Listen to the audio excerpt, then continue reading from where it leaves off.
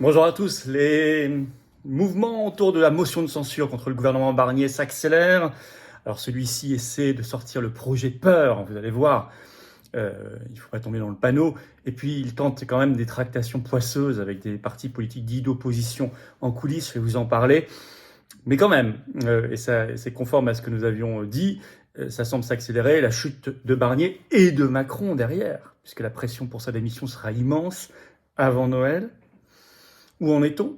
Est-ce que ça se précise? Nous allons faire le point là-dessus. Alors évidemment, vous savez, on a l'impression que c'est un cercle vertueux qui pourrait se mettre en place. Motion de censure, Barnier, hop. Macron démission. Puis ensuite, pour changer vraiment les choses, briser vraiment nos chaînes, sortir de l'Union européenne, sortir de l'OTAN. Parce qu'il est évident que si nous voulons être un pays libre et pas qu'en permanence se reposent toujours les mêmes questions sur le budget, sur l'économie, sur l'immigration, sur la guerre, la paix, la diplomatie et tout le reste, il faut être un pays libre et indépendant. Et d'ailleurs, sur l'histoire de la guerre, la motion de censure, elle est utile, elle est indispensable. Nous la demandons depuis le premier jour. Et que de temps perdu, elle n'est pas suffisante. Il faut que les Français, nous Français, pour la paix, reprenions le contrôle. Et c'est pour ça que je vous appelle ce week-end à vous mobiliser. Alors, il y aura la manifestation nationale pour la paix. Venez très nombreux ce dimanche 1er décembre. Rendez-vous 14h Paris, place du Palais Royal pour le cortège national. Et puis, il y a une quinzaine de villes où il y aura des rassemblements pour la paix organisés par les Patriotes. Bravo aux référents et à leurs équipes. Allez voir la liste sur le Telegram Les Patriotes, sur mon Facebook, sur le site des Patriotes en première page, partout. Allez-y. Il faut se mobiliser. Et ceux qui viendront au cortège national à Paris, j'y serai avec des personnalités d'envergure. Il faut que ce soit un raz-de-marée, que nos soldats n'aillent pas en Ukraine, qu'on ne mobilise pas pour l'Ukraine, qu'on arrête d'envoyer des armes, qu'on arrête cette escalade vers la Troisième Guerre mondiale. L'appel pour la paix est toujours signable sous la vidéo en description, il est important, bien sûr. Alors la veille, le 30 novembre, je suis à Hénin-Beaumont, grosse réunion publique, 15h. Eh ben, c'est ouvert à tous, c'est gratuit. Il y a le lien d'inscription pour Hénin-Beaumont, inscrivez-vous. Il reste quelques heures sous la vidéo en description.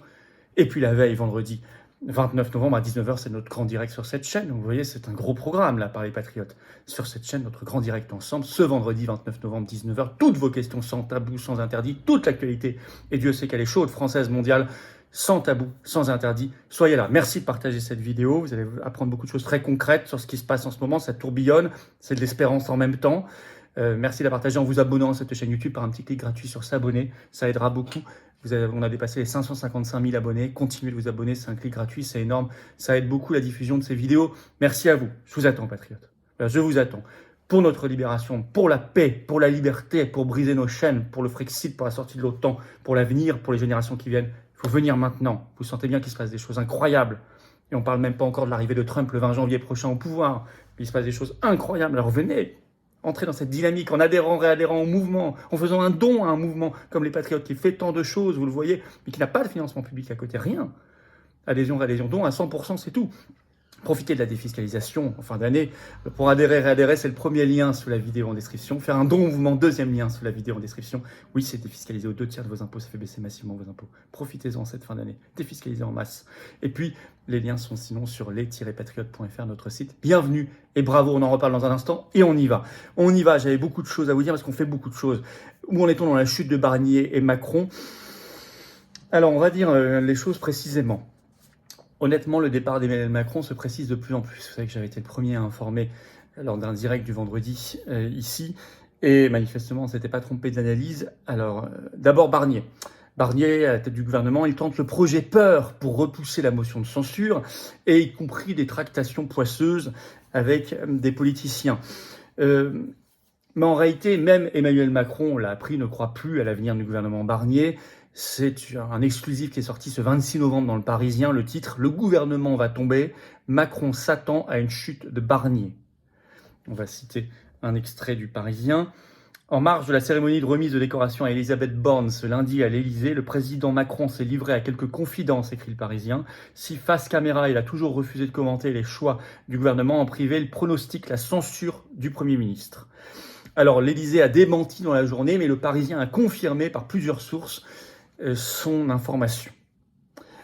Alors Barnier, la situation est tellement tendue qu'il s'est invité ce 26 novembre au soir aux 20h de TF1 et qu'il a commencé à dégainer, et il n'est pas le seul dans son camp, vous allez voir, son projet peur, c'est-à-dire essayer d'affoler les Français sur la perspective d'une motion de censure. Ils font la même chose. Si vous quittez l'euro, si vous quittez l'Union européenne, ça sera l'affolement, etc. C'est toujours la même chose. L'oligarchie, c'est le projet peur pour que rien ne change. Alors, il a dit, par exemple, Barnier sur TF1 aux 20h, le moment est très grave, je cite. Il a dit, je cite, s'il y a une motion de censure, je cite, le gouvernement s'arrête, il n'y a plus de budget. Il ajoute, il y aura une tempête, des turbulences graves sur les marchés financiers. Et il fait du chantage aussi aux agriculteurs en disant, je ne pourrai plus vous aider, comme s'il les aidait aujourd'hui. Même sur le paiement des fonctionnaires en disant, oui, ils seront payés, mais pas forcément toute l'année. Alors vous avez déjà Maud Bréjon, la porte-parole du gouvernement, qui avait déjà dit ce 24 novembre dans les médias, on vivrait un scénario à la grecque. Et là, ce 27 novembre sur France Info, elle ajoute, on irait droit dans le mur. Et puis vous aviez l'ancienne Premier ministre Elisabeth Borne sur LCI ce 24 novembre qui avait osé dire que des mensonges, je vais vous la citer. S'il y a une motion de censure, si le budget sur la sécurité sociale est censuré, ça veut dire qu'au 1er janvier, votre carte vitale ne marche plus. Ça veut dire que les retraites ne sont plus versées. Ça veut dire qu'au bout d'un moment, que les fonctionnaires ne sont plus payés. Alors ça, c'est totalement faux, faux, faux. Ça, vous voyez, c'est un projet peur, c'est fondé sur la manipulation et le mensonge. Le scénario d'un pays qui s'arrête, que plus personne n'est payé, les retraites, les fonctionnaires, etc., un shutdown, comme on dit à l'américaine, est faux. D'ailleurs, il a été démonté par les experts du droit. Par exemple, sur RTL, vous avez un article ce 26 novembre, je vous lis un extrait.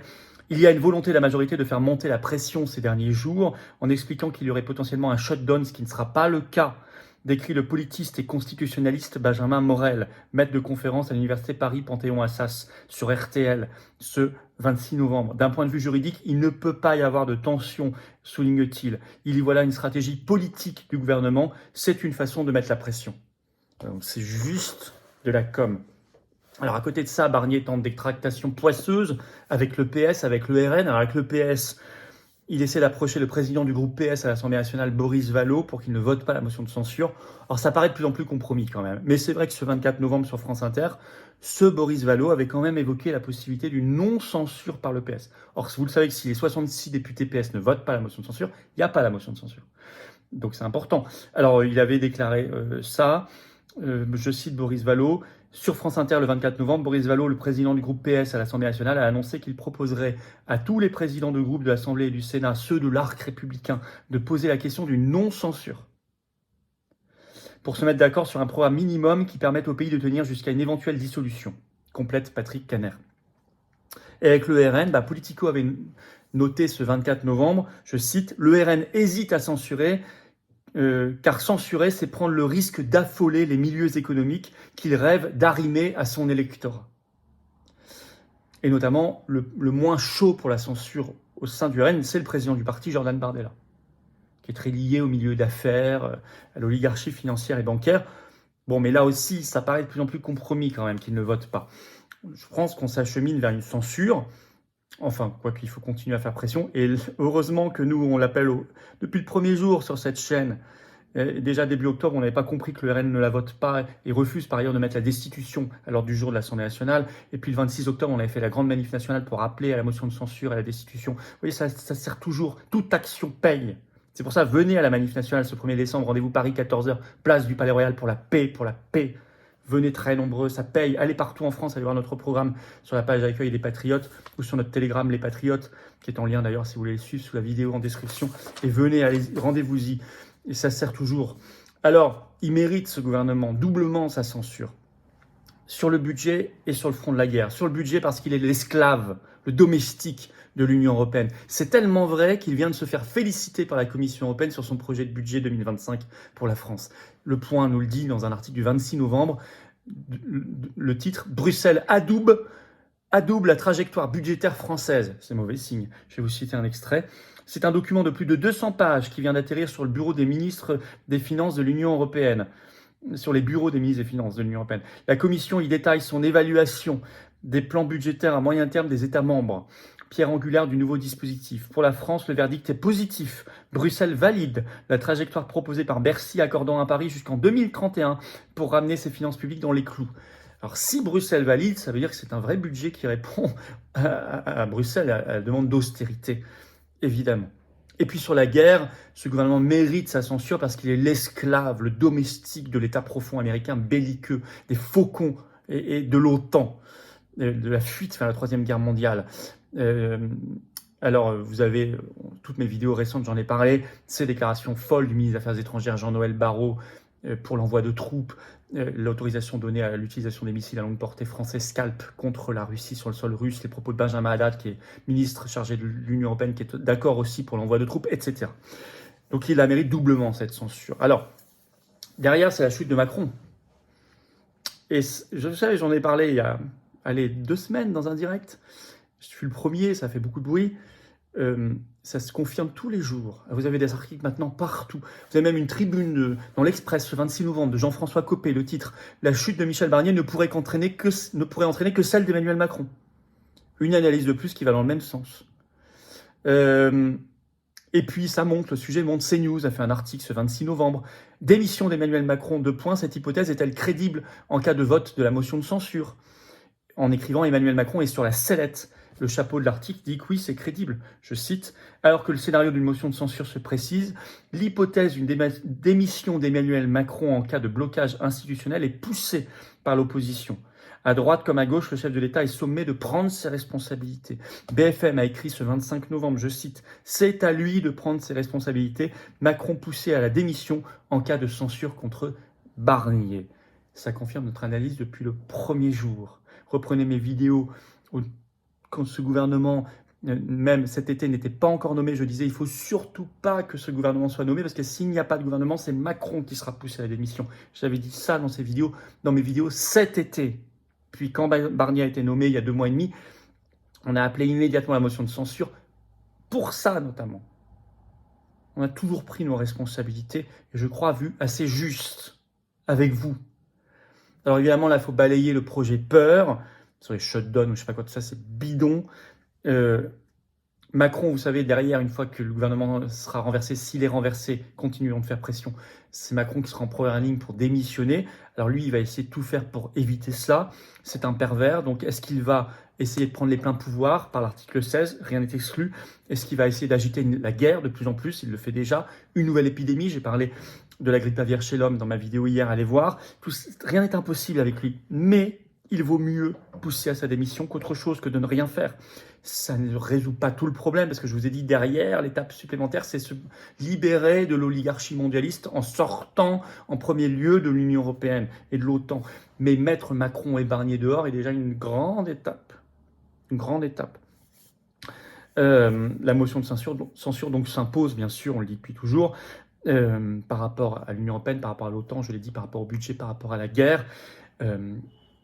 Et par rapport à la guerre, la motion de censure ne sera pas suffisante. Nous devons former un raz-de-marée humain, populaire, patriotique dans les rues de France et de Paris ce week-end, et notamment pour notre grande manif nationale pour la paix.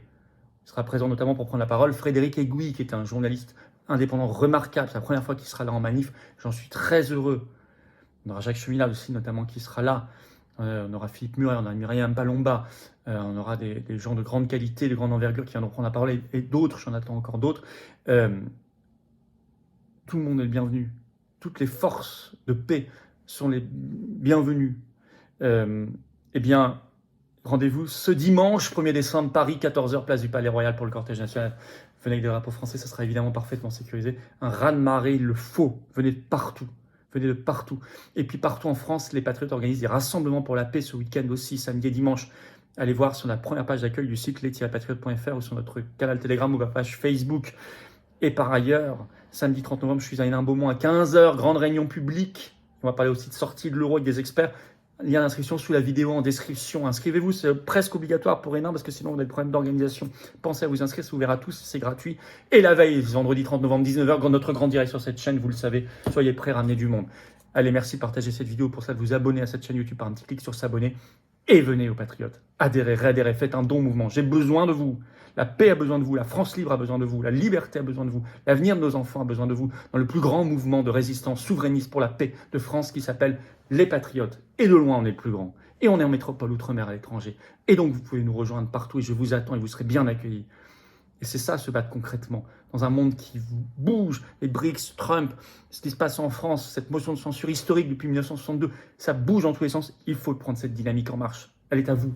Venez maintenant, vous serez bienvenus, vous serez bien accueillis dans une grande et belle famille pour faire de la politique avec un P majuscule. Adhérez, réadhérez dès maintenant, c'est le premier lien sous la vidéo en description. Bienvenue du fond du cœur. C'est ce lien, je l'ai mis également en commentaire épinglé, une petite fiche sur l'écran maintenant et dans quelques secondes un lien sur l'écran. Faire un don au mouvement, c'est le deuxième lien sous la vidéo en description. Le don permet de faire des actions et vous voyez qu'on en fait beaucoup. Le 6 décembre, par ailleurs, je suis en procès à Liège contre Ursula von der Leyen sur le Pfizer-Gate. Mais tout ça, ça coûte une fortune. On n'a pas de financement public, ni des banques, rien. On est en fin d'année, pensez à défiscaliser aux 2/3 en faisant un don à adhésion, réadhésion. Pensez-y, profitez-en, faites baisser vos impôts. Le don, c'est le deuxième lien sous la vidéo en description pour le faire. Don au mouvement. Sinon, les liens pour adhérer, réadhérer ou faire un don au mouvement sont sur notre site les-patriotes.fr. Voilà, bienvenue, bravo aux donateurs, aux réadhérents, bienvenue aux nouveaux adhérents patriotes et vive la France.